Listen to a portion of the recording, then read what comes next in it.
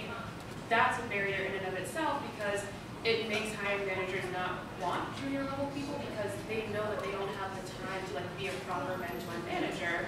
And so on the one hand, I really appreciate people understanding and recognizing that if they can't dedicate the time and the energy to like really training someone, really mentoring them, really managing them, they know that it's not going to make sense for that person in.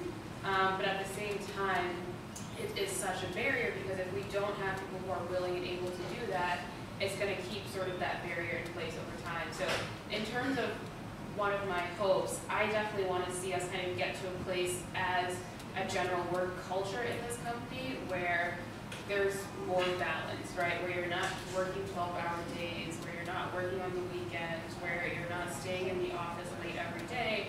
Because if we get to a place where that is not the mentality of this is what work looks like, this is what success looks like, if we move away from that mindset, I think we will be able to sort of spread our bandwidth in a different way that lets us be more open and more available to mentorship. And through that, it will allow us to kind of bring in more people at those junior levels, get them in the door, train them, get them, moving through the pipeline from junior to move up to senior over time. And can I just interject real quick too, and I agree with you. You have to look at the corporate organization and their culture. When you're looking for a job, they're not just interviewing you, you're interviewing them. Someone just called me and was like, hey, I'm looking, from Goldman Sachs, and they were like, oh, we're looking to hire someone and like your talent. And I said, how many women of color that are MDs right now that you have? It took her back. And I said, until you know that, I can't, come back with that, and then I'll consider further conversations. You guys, to Arana's point, we have to realize that we have to do more than just work 9 to 5. We have, business resource groups or employee resource groups. Be a part of that. They're strong in your community. Mentor, bring people in. And to your point, it is rough out there, because I'm trying to get people from CUNY schools to be part of our. I'm just going to ask you to hold on that, because I'm going to navigate across that. So Rebecca and Bianca, you all of you ladies have talked about navigating and coming from multifaceted backgrounds and transitioning into multi-roles across technology, and also being passionate at the social aspect, the wellness aspect. Can you talk a little bit more about just navigating, some tips for the audience to navigate, for the multifaceted women out here who wear multiple hats and they want to use technology and create with technology in all these various ways? Yeah. Wow, so there's quite a few different things that I can call out. I think Arlana was making a good point about not really, if you don't know what's out there, you don't know what to chase. So being a part of ThoughtWorks, I get to consult on a ton of different types of businesses. So I've worked in telecom, I've worked in retail, I've worked in multinational banking, I'm working in e-commerce right now. And you don't know that A, technology is infused into all of these industries, but B, that there are multiple parts of technology that you can take part of. So I mentioned I'm working on a cloud migration right now. So everyone's like, oh, store it in the cloud.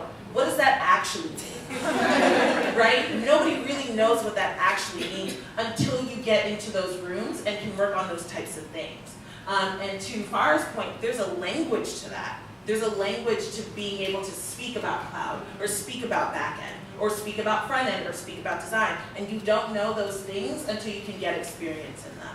I think I was really fortunate to be part of a consulting firm, because you get exposure to a wide variety of those types of industries, those types of technology experiences. But I think it's also just about seeking out that information and seeking out people who are connected. So being here right now is a way to start building that network, a way to start doing that exploration. Talking to those of us who have different experiences and just doing informational interviews and saying hey, tell me more, or being part of an organization like the Knowledge House that can help you get that exposure is so incredibly important. Because I was in a meeting the other day, and I was facilitating this meeting where we were talking about how a specific team was going to plan the work that they were going to do for this cloud migration. And at one point I kind of looked up, I was like, oh, I'm the only woman of color. All the people who know what they're talking about are white men. and I am speaking their language.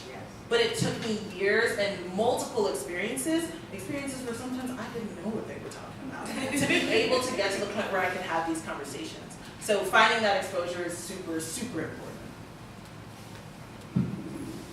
I posted on the job somewhere. I was going to say, I used to do this with my team at USA Today. I'm the queen of the pitch.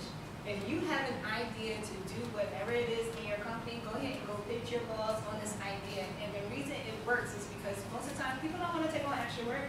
So if you pitch an idea that you really want to do, you gain the experience, you tell them what resources you want, you've essentially created a job for yourself. So that's why I say always do that. And then probably the biggest career hack that I tell people, especially when you're starting a new job. Oh, you started a couple months ago, right? Well, okay, yeah. So if you're starting a new job or a promotion, I tell people create something called like a 90-day plan, right? So it's essentially you planning out the first 3 months of your job, and you can pretty much dictate where this is going to go. And if you're really good at it, you can actually get them to put it into your employee system, your career goals, whatever it is, and literally you can be evaluated on metrics that you created for yourself. So that's what I tell people to do is pitch and like create your 90-day plan so you can do the work that you want to do. So I just received the cue, but I'm not going to end without this. So we often hear these stories, these excuses, not stories, about why aren't there women or people of color in technology? And what excuses are you ladies tired of hearing? Like that you know is, you got the facts for it. You got black facts, you got real facts, you got hard facts, you got receipts, you got all these things. So, like, what excuses are you most tired of hearing about why women or people of color are not in technology right now, or in the VC space, or in ed tech, or in the corporate space, or in AR and VR? So all of you ladies can answer, but we do have limited time. I'll keep it quick. I definitely agree with what you were saying earlier, Gerald, about this excuse of there not being a pipeline, and I think that is an especially tired excuse when it comes to the Googles and the Facebooks and the Microsofts of the world, right? These are companies that everyone has heard of. These are companies that anyone who has aspirations in tech wants to be a part of. These are companies that are not hurting for inbound applicants, right? They're not hurting when their recruiters go out and reach out to people on LinkedIn. They're getting responses. So I think that that's a particularly poor excuse because when everybody wants to work for your company, it's impossible for there to be a pipeline problem.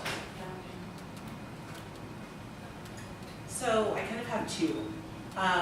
The first is, we can't find people. To your point about the pipeline, to your point about these organizations that have tons of people applying, but we can't find people. I didn't know there were black women. We can't find them. I don't even have to add words because we're all sitting in here like, really? And if it's not, we don't know where the people are, it's, they don't have the skills to do the job. They are not qualified enough to do the job. And we all know that great quote from Scandal about needing to be better, needing to be multiple times better in order for them to think you're on par, right? I could go on. I know we are short of time, but yeah, those two irk me the most. I think, and on the opposite end of that spectrum, there's no room for me in this, whatever industry you want to put your quote in. There's room for you. You make room for yourself. Because when I walk into the room, they don't expect to see me coming. So I make my room, and I suggest you do the same.